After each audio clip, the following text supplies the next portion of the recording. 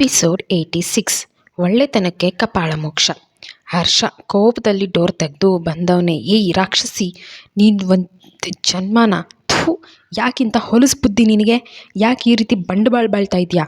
ನಿಜ ಹೇಳು, ಯಾರನ್ನು ಮುಂದೆ ಇಟ್ಕೊಂಡು ಸಿಸ್ಟರಿಂದ ನಿನ್ನ ತಾಳಕ್ಕೆ ತಕ್ಕ ಹಾಕಿ ಕುಣಿಸ್ತಾ ಇದೆಯಾ ಅಂದ. ವರ್ಷ ಕೂಡ ಅವನ ಹಿಂದೆನೇ ಬಂದಳು. ನಿತ್ಯ ಲಾವಣ್ಯ ಶಾಕ್ನಲ್ಲಿ ಅವನನ್ನೇ ನೋಡ್ತಾ ನಿಂತರು. ನಿತ್ಯ, ಹರ್ಷ, ಇದೆಲ್ಲ ನಿಮಗೆ ಹೇಗೆ ಗೊತ್ತಾಯಿತು? ಹರ್ಷ ನಿತ್ಯಗೆ ಮಾತಾಡಬೇಡ ಅನ್ನೋ ಹಾಗೆ ಕೈ ಅಡ್ಡ ಹಿಡಿದು ಲಾವಣ್ಯಗೆ, ನೀನು ಹೇಳೆ, ಯಾರನ್ನು ಅಡ್ಡ ಇಟ್ಕೊಂಡು ಈ ರೀತಿ ಆಟ ಆಡ್ತಾ ಇದೆಯಾ? ಲಾವಣ್ಯ ನಿತ್ಯ ಕಡೆ ನೋಡಿ, ಏನೇ, ಯಾರಿಗೂ ಹೇಳಬೇಡ ಅಂತ ಹೇಳಿದ್ದೆ ತಾನೇ? ಎಲ್ಲ ಮರೆತು ಹೋಯ್ತಾ? ನಾನು ಏನು ಮಾಡ್ತೀನಿ ಅಂತ ನೀನು ಕಣ್ಣಾರೆ ನೋಡಿದ ಮೇಲೂ ಈ ನಾಯಿಗೆ ಹೇಳಿದ್ಯಾ? ನಿತ್ಯ ಗಾಬರಿಯಲ್ಲಿ, ಇಲ್ಲ ಲಾವಣ್ಯ, ನಾನು ಯಾರಿಗೂ ಹೇಳಲಿಲ್ಲ. ನಿಮಗೆ ಯಾರು ಇದನ್ನೆಲ್ಲ ಹೇಳಿದ್ದು? ಹರ್ಷ, ನೀವು ಯಾಕೆ ಇಲ್ಲಿಗೆ ಬಂದ್ರಿ? ನಿಮ್ಮ ಕೈ ಮುಗಿತೀನಿ, ದಯವಿಟ್ಟು ಇಲ್ಲಿಂದ ಹೊರಟು ಹೋಗಿ ಅಂತ ಗಾಬರಿಯಲ್ಲಿ ಹೇಳಿದ್ಲು. ಅವರ ವಾಗ್ವಾದದ ನಡುವೆ ವರ್ಷ ತನ್ನ ಸೆಲ್ ಫೋನ್ನ ನಾನು ಬಚ್ಚಿಟ್ಟಿದ್ದ ಬುಕ್ಕೆಯಿಂದ ತೆಗೆದುಕೊಂಡು ಪ್ಯಾಕೆಟ್ ಒಳಗಡೆ ಬಚ್ಚಿಟ್ಕೊಂಡ್ಳು. ಹರ್ಷ, ಸಿಸ್ಟರ್ ಇಲ್ಲ, ಯಾಕೆ ಇವಳು ಮಾತಿಗೆ ಇಷ್ಟೊಂದು ತಲೆ ಕೆಡಿಸ್ಕೊಳ್ತಿದ್ದೀರಾ? ಇದು ಬೊಗಳೋ ನಾಯಿ, ಕಚ್ಚೋದಿಲ್ಲ. ನೀವು ಇವಳು ಹಿಡಿತದಲ್ಲಿ ಇದ್ದೀರಾ ಅನ್ನೋದಕ್ಕೆ ಇಷ್ಟೊಂದು ಹಾರಾಡ್ತಾ ಇರೋದು. ನೀವು ನನ್ನನ್ನು ತಡಿದೇ ಇದ್ದಿದ್ರೆ ಇಷ್ಟೊತ್ತಿಗೆ ಇವಳು ಮನೆಯಿಂದ ಆಚೆ ಹೋಗ್ತಾ ಇದ್ಲು. ಮತ್ತೆ ಲಾವಣ್ಯಗೆ, ನಿನಗೆ ನಿಜವಾಗ್ಲೂ ಮಾನ ಮರ್ಯಾದೆ ಅಂತ ಇದ್ದಿದ್ದರೆ ಇಷ್ಟೊತ್ತಿಗೆ ಗಂಟು ಮೂಟೆ ಕಟ್ಕೊಂಡು ಊರೇ ಬಿಟ್ಟು ಹೋಗ್ತಾ ಇದ್ದೆ. ಬಹುಶಃ ನಿನಗೆ ಯಾವುದು ಲೆಕ್ಕಕ್ಕಿಲ್ಲ ಅನಿಸುತ್ತೆ. ಅದಕ್ಕೆ ಒಂದು ಹೆಣ್ಣಿನ ಮಾನ ಪ್ರಾಣ ಜೊತೆ ಆಟ ಆಡ್ತಾ ಇನ್ನೊಬ್ರ ಬದುಕಲ್ಲಿ ಸೂತ್ರ ಇಲ್ಲದೆ ಇರೋ ಗಾಳಿಪಟದ ಹಾಗೆ ತಿರುಗ್ತಾ ಇದೆಯಾ? ಲಾವಣ್ಯ, ಏಯ್ ಸಾಕು ಮುಚ್ಚೋ ಲೋ, ನೀನೇನು ಸಾಚ ಅಂತ ಮಾತಾಡಬೇಡ. ನೀನೆಂತ ಲೋಫರ್ ಅಂತ ನನಗೆ ಚೆನ್ನಾಗಿ ಗೊತ್ತಿದೆ. ಏನಂದೆ? ನೀನು ಬೊಗಳೋ ನಾಯಿ ಕಚ್ಚೋದಿಲ್ಲ ಅಂತನಾ? ಯಾರೋ ಹೇಳಿದ್ದು ಹಾಗಂತ? ನಾನು ಬೊಗಳೋ ನಾಯಿನ ಕಚ್ಚೋ ನಾಯಿನ ಅಂತ ನಿತ್ಯನ ಕೇಳು. ನಾನು ಯಾವ ನಾಯಿ ಅಂತ ಅವಳು ಕಣ್ಣಾರೆ ನೋಡಿದ್ದಾಳೆ. ಏನು ಮಾಡಲಿ ನಿತ್ಯ ಅಂತ ಅವಳಿಗೆ ಕೈ ತೋರಿಸಿದ್ಲು. ನಿತ್ಯ ಫುಲ್ ನಡುಗ್ತಾ, ಲಾವಣ್ಯ ಪ್ಲೀಸ್ ನೀನೇನು ಮಾಡಬೇಡ. ಹರ್ಷನ ಪರವಾಗಿ ನಾನು ಕ್ಷಮೆ ಕೇಳ್ತೀನಿ. ಅವ್ರ ಮಾತನ್ನು ತಲೆಗೆ ಹಾಕ್ಕೊಳ್ಬೇಡ ಹರ್ಷ, ಪ್ಲೀಸ್ ನೀವಿಲ್ಲಿಂದ ಹೋಗಿ ಅಂತ ಹೇಳಿದ್ಲು. ಲಾವಣ್ಯ ಒಟ್ನಲ್ಲಿ ನಾಯಿ ಅಂತ ಒಪ್ಕೊಂಡ್ಳು. ಹರ್ಷ ಕೋಪದಲ್ಲಿ, ಸಿಸ್ಟರ್ ಇಲ್ಲ, ನೀವಿಂಥ ಕ್ಯಾರೆಕ್ಟರ್ಲೆಸ್ ಹುಡುಗಿ ಮಾತನ್ನು ಕೇಳೋದು ಸರಿಯಲ್ಲ ಅಂತ ಜೋರಾಗಿ ಹೇಳ್ದ. ಲಾವಣ್ಯ, ಹರ್ಷ ಅಂತ ಜೋರಾಗಿ ಕಿರ್ಚಿದ್ಲು. Harsha, yes you are the bitch ಅಂತ ಕಿರುಚಿದ. Lavanya, you how dare you call me like that ಅಂತ ಅವನ ಕಪಾಳಕ್ಕೆ ಹೊಡೆಯೋಕೆ ಕೈ ಎತ್ತಾಳೆ. ಅಷ್ಟರಲ್ಲಿ ನಿತ್ಯನೇ ಜೋರಾಗಿ ಹರ್ಷ ಅಂತ ಅವನ ಕಪಾಳಕ್ಕೆ ಹೊಡೆದೇ ಬಿಟ್ಲು. ಹರ್ಷ ಕೆನ್ನೆ ಮೇಲೆ ಕೈ ಇಟ್ಟು ಅವಳನ್ನೇ ನೋಡ್ತಾ ನಿಂತ್ಕೊಂಡ. ನಿತ್ಯ ಕೋಪದಲ್ಲಿ, ಅವಳು ನಿಮಗೆ ಅತ್ತಿಗೆ ಆಗೋಳು, ಸ್ವಲ್ಪ ಆದರೂ ಮರ್ಯಾದೆ ಇದೆಯಾ ಹರ್ಷ? ಅತ್ತಿಗೆ ಅನ್ನೋ ಮರ್ಯಾದೆ ಇರಲಿ, ಹೆಣ್ಣಿಗೆ ಕೊಡೋ ಗೌರವ ಕೊಡಿ ಸಾಕು. ಹರ್ಷ, ನೋ, ಇವಳನ್ನ ಯಾವುದೇ ಕಾರಣಕ್ಕೂ ಅತ್ತಿಗೆ ಅಂತ ಅಕ್ಸೆಪ್ಟ್ ಮಾಡಲ್ಲ. ಇಷ್ಟೆಲ್ಲ ಆದಮೇಲೆ ಇವಳನ್ನ ಮಾತ್ರ ಸುಮ್ಮನೆ ಬಿಡೋದಿಲ್ಲ. ಈಗಲೇ ಇವಳು ಫ್ರಾಡ್ ಅಂತ ಪ್ರೂವ್ ಮಾಡ್ತೀನಿ ಅಂತ ಹೊರಗೆ ಹೋಗ್ತಾನೆ. ನಿತ್ಯ ಅವನ ಹಿಂದೆನೇ ಗಾಬರಿಯಿಂದ ಓಡ್ತಾಳೆ. ಲಾವಣ್ಯ ಮನಸ್ಸಲ್ಲಿ, ನೀನೇನು ಪ್ರೂವ್ ಮಾಡೋದು? ಅದನ್ನು ಸುಳ್ಳು ಅಂತ ನಿತ್ಯನೇ ಪ್ರೂವ್ ಮಾಡ್ತಾಳೆ, ಹೋಗೊಲ್ಲೋ ಅಂತ ನಗ್ತಾ ಕೂತ್ಕೊಂಡ್ಳು. ನಿತ್ಯ ಹರ್ಷನ್ಗೆ ಅಡ್ಡ ಹಾಕಿ, ಪ್ಲೀಸ್ ಹರ್ಷ, ದಯವಿಟ್ಟು ಸುಮ್ಮನೆ ಇದ್ಬಿಡಿ, ಯಾರಿಗೂ ಏನೂ ಪ್ರೂವ್ ಮಾಡಬೇಡಿ ಹರ್ಷ, ಪ್ಲೀಸ್. ವರ್ಷ, ನಿತ್ಯ ಅಕ್ಕ, ನೀವು ಮಾಡಿದ್ದು ಸರಿ ಅಂತ ನಿಮಗೆ ಅನಿಸುತ್ತಾ ಹೇಳಿ? ನಿಮ್ಮ ಮತ್ತು ಶರತ್ ಬ್ರೋನ ಒಂದು ಮಾಡಬೇಕು ಅಂತ ಹರ್ಷ ಬ್ರೋ ಎಷ್ಟು ಎಫರ್ಟ್ ಹಾಕ್ತಾ ಇದ್ದಾರೆ ಅಂತ ನಾನು ನೋಡಿದ್ದೀನಿ. ಅದು ನಿಮಗೆ ಚೆನ್ನಾಗಿ ಗೊತ್ತಿರಬೇಕು. ಅಂಥದ್ರಲ್ಲಿ ನೀವು ಲಾವಣ್ಯಕ್ಕೆ ಸಪೋರ್ಟ್ ಮಾಡಿಕೊಂಡು ಹರ್ಷ ಬ್ರೋಗೆ ಅವಳ ಮುಂದೆನೇ ಹೊಡೆದ್ರಲ್ಲ, ಇದು ಸರಿನಾ? ಒಳ್ಳೆತನಕ್ಕೆ ತಕ್ಕ ಪ್ರತಿಫಲ ಅಂತ ಈ ಕಪಾಳ ಮೋಕ್ಷನಾ ಅಂತ ಕೋಪದಲ್ಲಿ ಹೇಳಿದ್ಲು. ನಿತ್ಯ, ಹರ್ಷ ನನಗೋಸ್ಕರ ಎಷ್ಟು ಕಷ್ಟಪಡ್ತಿದ್ದಾರೆ ಅಂತ ನನಗೂ ಚೆನ್ನಾಗಿ ಗೊತ್ತು ವರ್ಷ. ಆದರೆ ನಾನು ಹೊಡೆದಿರಲಿಲ್ಲ ಅಂದಿದ್ರೆ ನನ್ನ ಮುಂದೆನೇ ಆ ಲಾವಣ್ಯ ಹರ್ಷನ ಹೊಡಿತಾ ಇದ್ಲು. ಅದನ್ನು ನೋಡ್ಕೊಂಡು ನಾನು ಹೇಗೆ ಸುಮ್ಮನೆ ಇರಲಿ? ಅದಕ್ಕೆ ನಾನೇ ಹೊಡೆದ್ಬಿಟ್ಟೆ ಹರ್ಷನ್ಗೆ. ಕೈ ಮುಗಿದು ನಾನು ನಿಮ್ಮ ಮೇಲೆ ಕೈ ಮಾಡಬಾರ್ದಿತ್ತು, ಆದರೆ ಬೇರೆ ಯಾರೋ ನಿಮ್ಮನ್ನ ಹೊಡೆಯೋದು ನನಗೆ ಸಹಿಸ್ಕೊಳ್ಳೋಕ್ಕಾಗಲಿಲ್ಲ. ಅದಕ್ಕೆ ಆಗ ಅಂದ್ಕೊಂಡೆ, ಸಾರಿ ಹರ್ಷ ಅಂದ್ಲು. ಹರ್ಷ, ನೋ ಸಿಸ್ಟರ್ ಇನ್ ಲಾ, ನೀವು ನನ್ನ ಮೇಲೆ ಕೈ ಮಾಡಿದ್ರಿ ಅನ್ನೋ ಬೇಜಾರು ಅಥವಾ ಕೋಪ ಇಲ್ಲ ನನಗೆ. ಆದರೆ ನೀವು ಯಾಕೆ ಅವಳು ತಾಳಕ್ಕೆ ತಕ್ಕ ಕುಣಿತಾ ಇದ್ದೀರಾ? ಯಾಕೆ ನೀವು ಶರತ್ ಬ್ರೋಗೆ ಸತ್ಯ ಹೇಳೋ ನಿರ್ಧಾರನ ಬದಲಾಯಿಸ್ಕೊಂಡ್ರಿ? ನಿತ್ಯ ಜೋರಾಗಿ ಹೇಳ್ತಾ, ಯಾಕೆ ಅಂದರೆ ಯಾಕೆ ಅಂದರೆ ಸತ್ಯ ಹೇಳಿದ್ರೆ ಅವಳು ನನ್ನ ಶ್ರುತಿನ ಸಾಯಿಸ್ಬಿಡ್ತಾಳೆ ಹರ್ಷ ಅಂದ್ಲು. ಹರ್ಷ ವರ್ಷ ಇಬ್ಬರೂ ಶಾಕ್. ಹರ್ಷ ಏನಂದ್ರಿ? ಶ್ರುತಿ ಅವರಾ? ನಿತ್ಯ ಹೌದು, ಅದಕ್ಕೋಸ್ಕರನೇ ನಾನು ಶರತ್ ಸರಿಂದ ದೂರ ಇರೋದು. ಅವಳು ಹೇಳ್ತಾ ಇರೋದನ್ನು ಕೇಳ್ತಾ ಇರೋದು. ಹರ್ಷನ ಕೈ ಹಿಡಿದು ತನ್ನ ತಲೆ ಮೇಲಿಟ್ಟು ಯಾವುದೇ ಕಾರಣಕ್ಕೂ ನಾನೇ ಪಾರಿಜಾತ ಅನ್ನೋದನ್ನು ಶರತ್ ಸರ್ಗೆ ಹೇಳಬೇಡಿ ಹರ್ಷ ಪ್ಲೀಸ್ ಅಂದ್ಲು. ಆ ಕಡೆಯಿಂದ ಲೋಟ ಕೆಳಗೆ ಬಿದ್ದು ಸೌಂಡ್ ಆಯಿತು. ನಿತ್ಯ, ಹರ್ಷ ಮತ್ತು ವರ್ಷ ಮೂವರು ಆ ಸೌಂಡ್ ಬಂದ ಕಡೆ ತಿರುಗಿ ನೋಡಿದರು. ಅದು ರಾಧಾ. ಆಶ್ಚರ್ಯದಲ್ಲಿ ನಿಧಾನವಾಗಿ ಹತ್ರ ಬರ್ತಾ, ಏನಂದೆ? ನಿಜವಾದ ಪಾರಿಜಾತ ನೀನಾ? ಏನು ಮಾತಾಡ್ತಾ ಇದ್ದೀರಾ ನೀವು ಅಂದ್ಲು. ಮೂವರು ಒಬ್ರ ಮುಖ ಒಬ್ರು ನೋಡ್ತಾ, ರಾಧಕ್ಕ ನೀವು ಯಾವಾಗ ಬಂದ್ರಿ ಅಂದ್ಲು ವರ್ಷ. ರಾಧಾ ನಿತ್ಯ ಹತ್ರ ಬರ್ತಾಳೆ. ನೀನು ಹೇಳಿದ ನಿಜಾನಾ? ನಿಜವಾದ ಪಾರಿಜಾತ ನೀನಾ ಅಂತ ಕೇಳಿದ್ಲು. ನಿತ್ಯ ಗಾಬರಿಯಲ್ಲಿ ಅದು ರಾಧಕ್ಕ ಹಾಗೇನೂ ಇಲ್ಲ ಅಂತ ರಾಗ ಹೇಳಿದ್ಲು. ರಾಧಾ ನಿತ್ಯ ಕೈ ಹಿಡಿದು ತನ್ನ ಹೊಟ್ಟೆ ಮೇಲಿಟ್ಟು, ನನ್ನ ಹೊಟ್ಟೆಯಲ್ಲಿರೋದು ಸತ್ಯ ಅಂತ ನಾನು ಯಾವಾಗಲೂ ಹೇಳ್ತಾ ಇರ್ತೀನಿ. ನಿನಗೆ ನನ್ನ ಮಗುನ ಮೇಲೆ ಆಣೆ, ಸತ್ಯ ಹೇಳು, ನಾನು ಕೇಳಿದ ನಿಜಾನಾ? ನಿತ್ಯ ಅಳ್ತಾ, ಹೌದು ರಾಧಕ್ಕ, ನಾನೇ ನಿಜವಾದ ಪಾರಿಜಾತ. ಶರತ್ ಸರ್ ಪ್ರೀತಿಸ್ತಾ ಇರೋದು ನನ್ನನ್ನು ಅಂತ ಒಪ್ಕೊಂಡ್ಳು. ರಾಧಾ ಹಾಗಾದರೆ ಆ ಲಾವಣ್ಯ ಯಾರು? ಅವಳು ಯಾಕೆ ಪಾರಿಜಾತ ಅಂತ ಹೇಳಿಕೊಂಡು ನೀನು ಯಾಕೆ ಎಲ್ಲಿಂದ ಸತ್ಯ ಮುಚ್ಚಿಡ್ತಾ ಇದೆಯಾ? ನಿತ್ಯ ಯಾಕೆ ಅಂದರೆ ನನ್ನ ಶ್ರುತಿಗೋಸ್ಕರ. ಲಾವಣ್ಯ ಶ್ರುತಿನ ಕಿಡ್ನಾಪ್ ಮಾಡಿದ್ದಾಳೆ. ಅವಳನ್ನು ಬಿಡಬೇಕು ಅಂದರೆ ಯಾವುದೇ ಕಾರಣಕ್ಕೂ ನಾನೇ ಪಾರಿಜಾತ ಅಂತ ಶರತ್ ಸರ್ಗೆ ಗೊತ್ತಾಗಬಾರ್ದು ಅಂತ ಕಂಡೀಷನ್ ಹಾಕಿದ್ದಾಳೆ.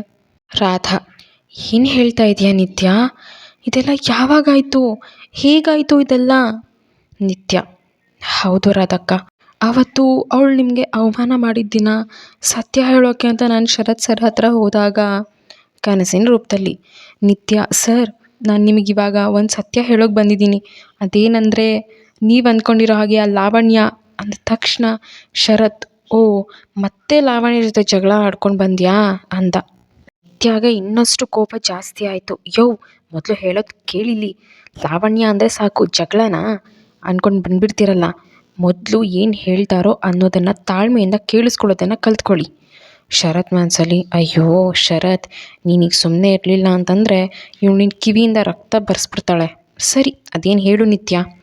ಸರ್, ಏನಂದರೆ ನಿಮಗೆ ಗೊತ್ತಿಲ್ಲದೆ ಇರೋ ಸುಮಾರು ಸತ್ಯಗಳಿದ್ದಾವೆ ಸರ್. ಅದನ್ನು ಇವತ್ತು ನೀವು ತಿಳ್ಕೊಳ್ಬೇಕು. ಅದಕ್ಕೆ ತಕ್ಕ ಪಾಠ ಕಲಿಸ್ಬೇಕು, ಶಿಕ್ಷೆ ಕೊಡಲೇಬೇಕು. ಶರತ್ ಓಕೆ ನಿತ್ಯ, ಮೊದಲು ಏನು ಅಂತ ಹೇಳು. ನಿತ್ಯ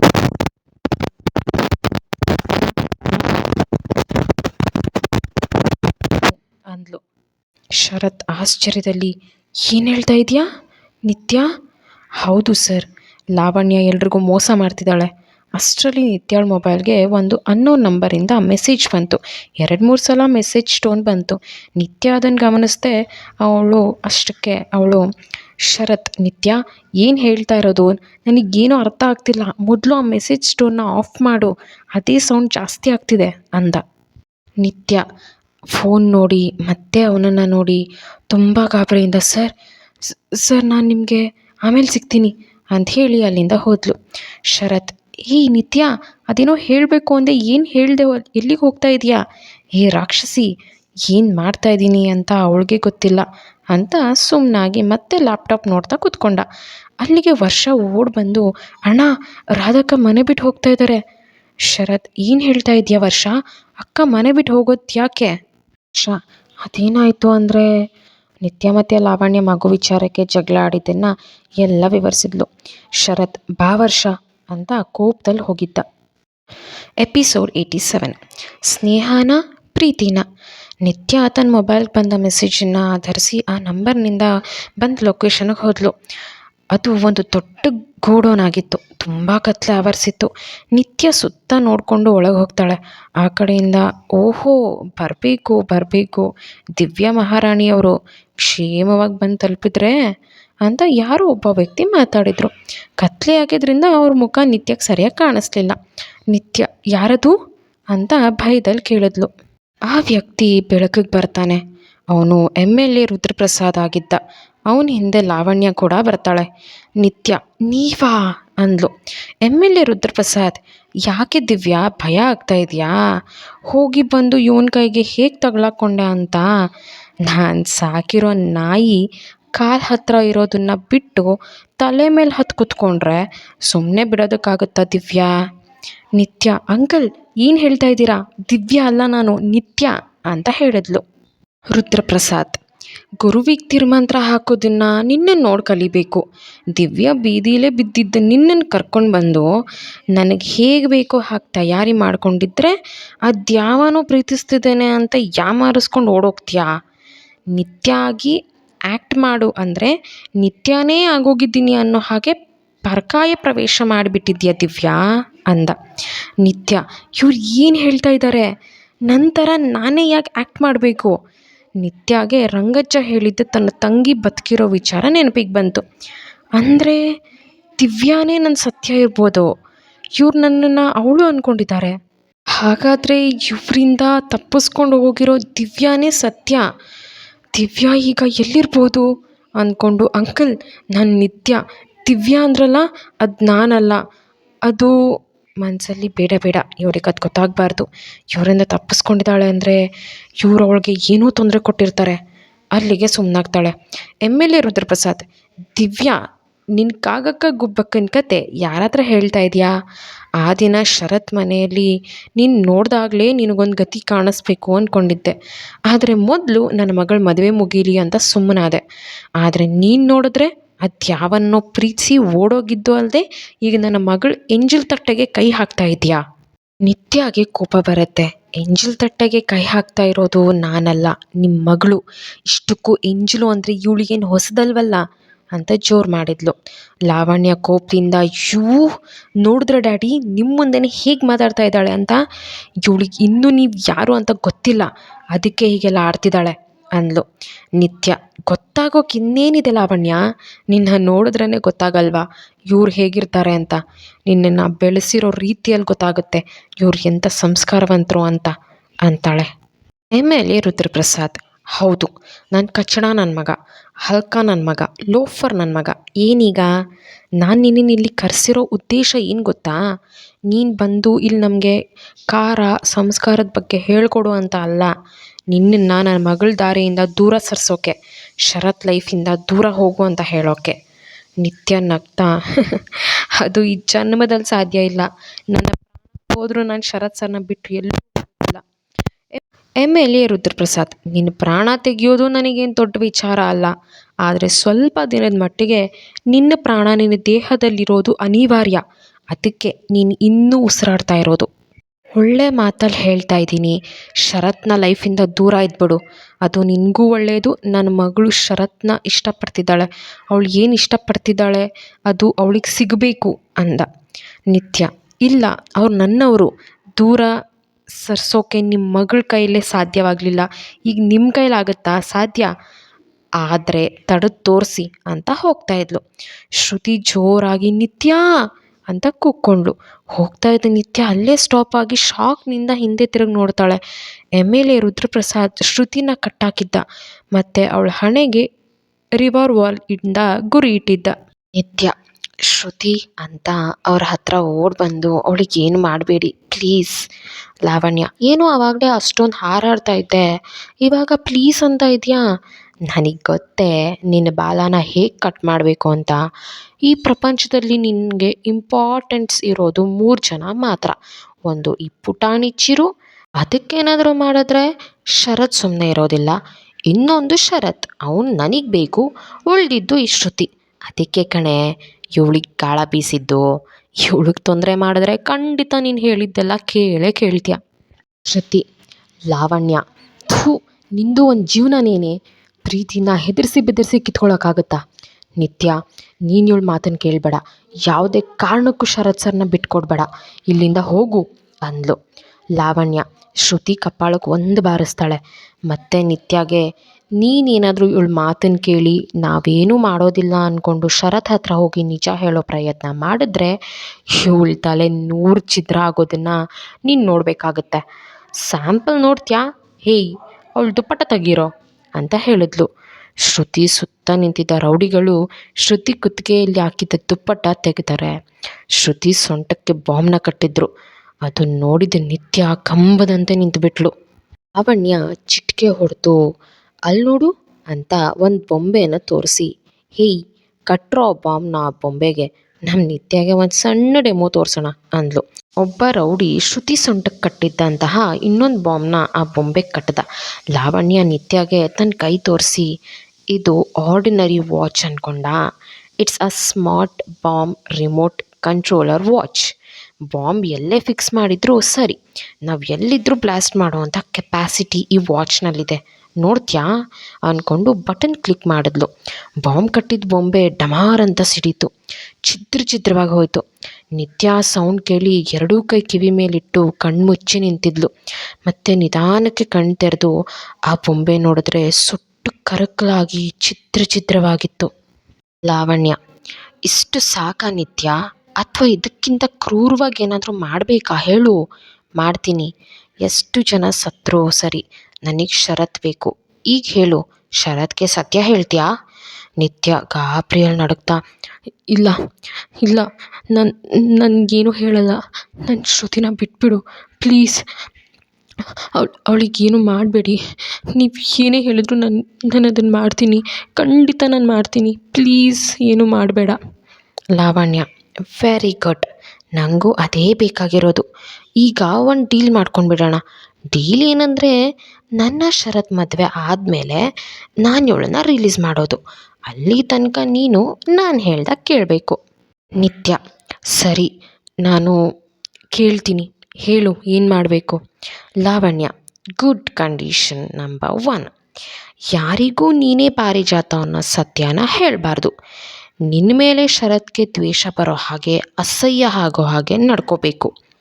ಕಂಡೀಷನ್ ನಂಬರ್ 2, ಶರತ್ ಮನಸ್ಸಲ್ಲಿ ನಾನು ಪಾರಿಜಾತ ಅಲ್ಲ ಅಂತ ಮಾಡಿರೋ ಅನುಮಾನನ ನೀನೇ ದೂರ ಮಾಡಬೇಕು. ನನ್ನ ಮತ್ತು ಶರತ್ನ ಮದುವೆನ ನೀನೇ ಮುಂದೆ ನಿಂತು ಮಾಡಬೇಕು. And one more, condition number 3, ನಿಮ್ಮಿಬ್ಬರ ಲೈಫಿಂದ, ಐ ಮೀನ್ ಈ ಊರನ್ನು ಬಿಟ್ಟು ದೂರ ಹೋಗಬೇಕು. ಇಷ್ಟೆಲ್ಲ ಆದಮೇಲೆ ನಾನು ಈ ಶ್ರುತಿನ ಸೇಫಾಗಿ ಬಿಡೋದು.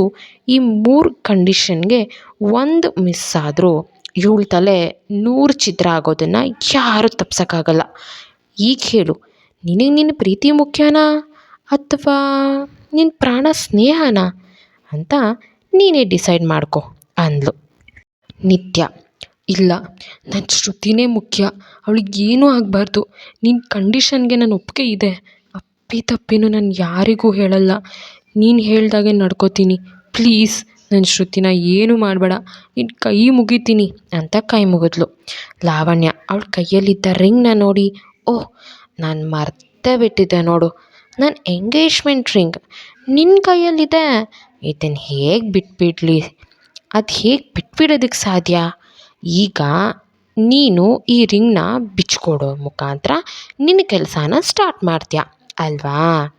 ಶ್ರುತಿ ಅಳ್ತಾ, ಬೇಡ ನಿತ್ಯ, ಶರತ್ ಪ್ರೀತಿಗೆ ಅವಮಾನ ಮಾಡಿದಾಗ ಆಗುತ್ತೆ ಕಣೆ, ತೆಗಿಬೇಡ ಅಂದ್ಲು.